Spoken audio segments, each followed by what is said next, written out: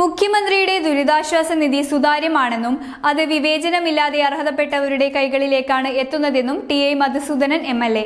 മുഖ്യമന്ത്രിയുടെ ദുരിതാശ്വാസ നിധിക്കെതിരെയുള്ള പ്രചാരണങ്ങളെ മലയാളികൾ തള്ളിക്കളഞ്ഞെന്നും എം.എൽ.എ. ചെറുപുഴയിൽ മാധ്യമപ്രവർത്തകരോട് സംസാരിക്കുകയായിരുന്നു എം.എൽ.എ. അദ്ദേഹത്തിന്റെ വാക്കുകൾ കേൾക്കാം. വളരെ ഞെട്ടിപ്പിക്കുന്നതും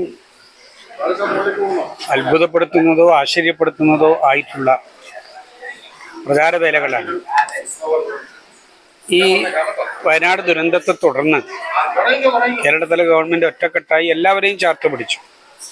ഭരണപ്രതിപക്ഷ ഭേദമില്ലാതെ എല്ലാവരെയും ചേർത്ത് പിടിച്ച് നടത്തുന്ന രക്ഷാപ്രവർത്തനത്തിനിടയിലാണ് വിഷം കലക്കുന്നത് പോലെ മുഖ്യമന്ത്രിയുടെ ദുരിതാശ്വാസ നിധിയെക്കുറിച്ച് വളരെ തെറ്റായ, ഒരിക്കലും പാടില്ലാത്ത ചില പ്രചാരവേലകൾ നവമാധ്യമങ്ങളിലൂടെയും മറ്റു വഴികളിലൂടെയും ചിലരെല്ലാവരും നടത്തിക്കൊണ്ടിരിക്കുന്നു. ചില ഓൺലൈൻ മാധ്യമങ്ങൾ കൂടി അതിൽ ഭാഗവാക്കാണെന്നുള്ളതാണ് നമ്മൾ അത്ഭുതപ്പെടുത്തുന്നത്. ഇന്നലെ തന്നെ ഒരു സാധാരണ മനുഷ്യൻ അയച്ചു തന്നിട്ടുള്ള ഒരു ക്ലിപ്പ് എന്ന് പറയുന്നത് ഈ ദുരിതാശ്വാസ നിധി എന്തോ വൻ തട്ടിപ്പാണ് എന്ന് ഒരു ഫേക്ക് ഐഡിയിൽ നിന്ന് വന്നിട്ടുള്ള ഒരു സന്ദേശമാണ്. അദ്ദേഹം സങ്കടത്തോടു കൂടിയിട്ടാണ് പറഞ്ഞത്. എങ്ങനെയാണ് കേരളം ഇങ്ങനെയൊക്കെയുള്ള കാര്യങ്ങൾ സഹിക്കുന്നത് എന്ന് ചോദിക്കുന്ന രീതിയിൽ അദ്ദേഹം ഇതെന്തായാലും തുറന്നു കാണിക്കണം. ഞാൻ അപ്പോൾ തന്നെ മുഖ്യമന്ത്രിയുടെ ഓഫീസിലേക്ക് അതിൻ്റെ പബ്ലിക് റിലേഷൻസിൻ്റെ ചുമതലയുള്ളവരുടെ ശ്രദ്ധയിലേക്ക് കാര്യം പെടുത്തി. അവർ തന്നെ പറഞ്ഞു ഇത് ഫേക്കാണ്, ഇതിനെതിരായിട്ടുള്ള മറ്റു നടപടികൾ ഞങ്ങൾ നീക്കുന്നുണ്ട് എന്ന് പറഞ്ഞു. അതിനെല്ലാം പിന്നിൽ സങ്കുചിതമായിട്ടുള്ള രാഷ്ട്രീയം വെച്ചുകൊണ്ട് ഈ തെറ്റായ പ്രചാരവേലയോടൊപ്പം സഞ്ചരിക്കുന്ന ധാരാളം ആളുകളെ കൂടി മലയാളികളെന്ന പേരിൽ കാണാൻ സാധിക്കുന്നുണ്ട് എന്നുള്ളതാണ് ഞെട്ടിപ്പിക്കുന്നൊരു കാര്യം. മുഖ്യമന്ത്രിയുടെ ദുരിതാശ്വാസ നിധി എന്ന് പറയുന്നത് സുതാര്യമായിട്ടുള്ളൊരു കാര്യമാണ്.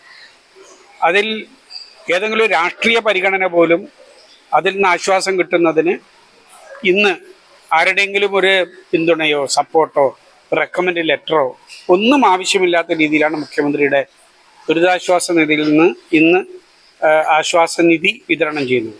ആർക്കും ഓൺലൈനായിട്ട് അവരുടെ രേഖകളൊക്കെ സമർപ്പിച്ചു കഴിഞ്ഞാൽ കൃത്യമായി പരിശോധന നടത്തി അർഹതപ്പെട്ട ആനുകൂല്യം അതാത് ആളുകളുടെ അക്കൗണ്ടിലേക്ക് എത്തിക്കാൻ പാകത്തിലുള്ള സംവിധാനമാണ്. ഒരു നയാ പൈസ പോലും അതിൽ നിന്ന് വകമാറ്റി ചെലവഴിക്കാൻ വേണ്ടി പറ്റില്ല. നിയമാനുസൃതമായിട്ടുള്ള വഴിയിലൂടെ അല്ലാതെ കാര്യങ്ങൾ നിർവഹിക്കാൻ വേണ്ടി പറ്റില്ല. ജനങ്ങളെ രക്ഷപ്പെടുത്തുക, അവർക്ക് വേണ്ടിയിട്ടുള്ള കാര്യങ്ങൾ ചെയ്യുക എന്നുള്ളത് തന്നെയാണ് ഈ ദുരിതാശ്വാസ നിധിയുടെ ഉള്ളടക്കം. അതിനെ തെറ്റിദ്ധാരണ ഉണ്ടാക്കി അട്ടിമറിക്കാൻ പറ്റുമെന്നുള്ള ശ്രമമാണ് നടക്കുന്നത്. പക്ഷേ ലോകം മുഴുവനും അതിനെതിരായിട്ടുള്ള ശക്തമായിട്ടുള്ള പ്രതികരണം, അവരവരുടെ സഹായങ്ങൾ മുഖ്യമന്ത്രി ദുരിതാശ്വാസ നിധിയിലേക്ക് നൽകിക്കൊണ്ട് നിർവഹിക്കുന്നു എന്നുള്ളതാണ് ഇപ്പോഴത്തെ നമ്മുടെ അനുഭവം. നിങ്ങൾക്ക് എല്ലാവർക്കും അറിയാം, ഉലകനായകൻ എന്നറിയപ്പെടുന്ന കമലഹാസൻ മുതൽ നമ്മുടെ നാട്ടിലെ ഓരോ കലാപ്രവർത്തകനും സാംസ്കാരിക പ്രവർത്തകനും. ഇന്ന് ഞാൻ വരുമ്പോൾ എന്നോട് അബുദാബിയിൽ നിന്നുള്ള ഒരു സുഹൃത്ത് വിളിച്ചിട്ട് പറഞ്ഞു എനിക്ക് കുറച്ച് പൈസ കൊടുക്കണം. ഞാനത് എങ്ങനെയാണ് കൊടുക്കേണ്ടത്?